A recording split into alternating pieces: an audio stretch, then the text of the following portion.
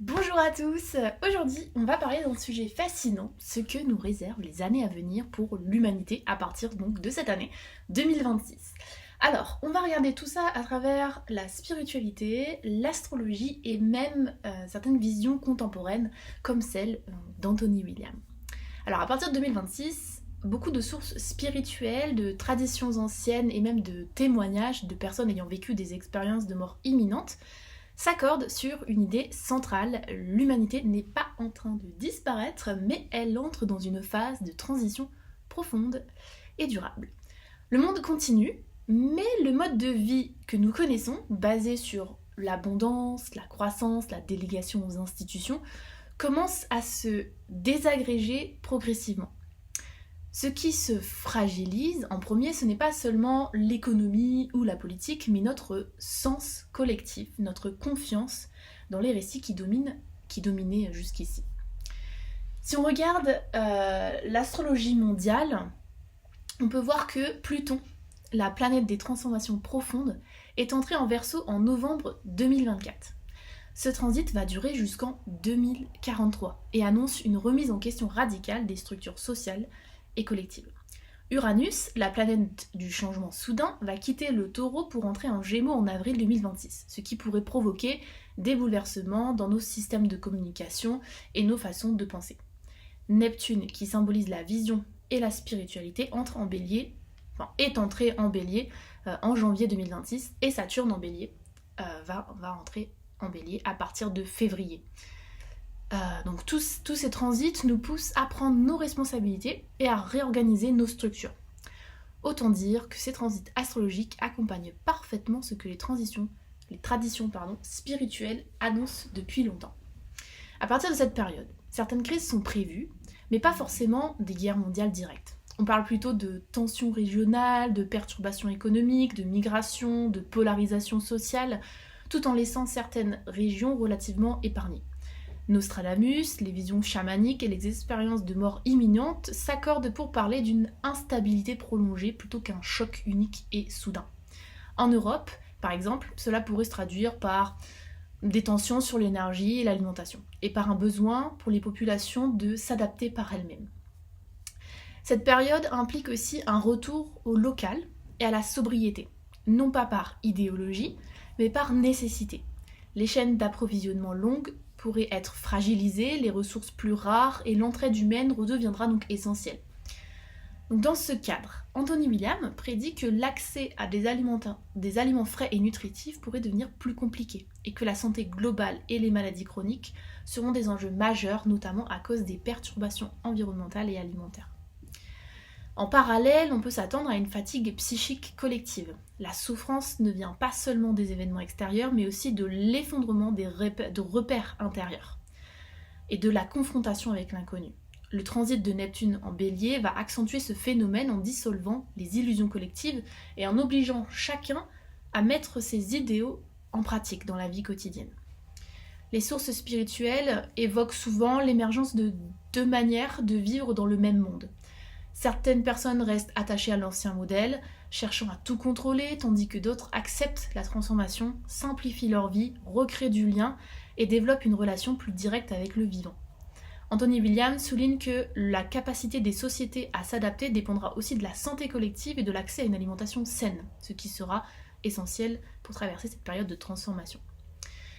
La question de la mort revient soudain dans ces récits, mais elle est double. On parle d'une mortalité accrue, mais étalée dans le temps, à travers des conflits locaux, des maladies ou des famines régionales. En même temps, il y a une dimension symbolique, la disparition des anciens rôles, identités et structures sociales obsolètes. Les expériences de mort imminente insistent sur le fait que ce qui disparaît en premier, ce sont les illusions qui ont soutenu l'ancien monde. En résumé, cette période n'est pas une punition, mais une conséquence naturelle d'un déséquilibre prolongé. Les personnes qui se sentiront le mieux ne seront pas forcément les plus puissantes ou riches, mais celles qui savent coopérer, créer du lien, rester flexibles, prendre soin de leur santé et accepter l'impermanence. De cette transition pourrait émerger une humanité moins nombreuse, mais plus sobre, plus consciente de l'interdépendance et de la valeur du lien humain. Voilà, alors j'ai écrit ce petit texte que je vous ai lu du coup.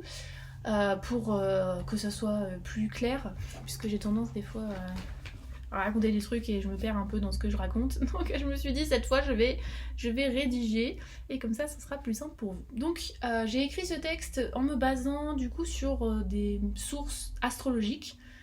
Donc sur les différents transits, les changements d'énergie, etc. En me basant aussi sur des témoignages d'IME, donc voilà, des personnes qui ont vécu des expériences de mort imminente. C'est assez intéressant ce qui peut ressortir de ces témoignages. Je me suis aussi basée sur ce que le Medical Medium Anthony William nous dit. Alors il a fait plusieurs podcasts sur le sujet, enfin sur ce sujet-là, un peu de ce qui pourrait arriver. Et alors, il y a des choses qui résonnent en moi, qui résonnent avec les autres sources que j'ai, mais il y a d'autres choses qui résonnent un petit peu moins, où il va un petit peu plus sur le sujet des extraterrestres, etc. Donc voilà, j'ai mis de côté ce qui résonnait pas forcément avec moi en particulier, et j'ai vraiment basé sur le reste. Et donc, en conclusion de tout ça, je dirais que pour se préparer aux événements à venir qui pourraient être peut-être un peu difficiles, etc., il est vraiment important de prendre soin de sa santé maintenant, pendant qu'on peut, pendant qu'on a encore accès aux outils, à l'alimentation, etc. C'est vraiment important de prendre soin de sa santé comme ça. Et aussi d'essayer de peut-être commencer un travail un peu plus spirituel, de développement personnel pour être prêt à vivre des choses qui pourraient être difficiles.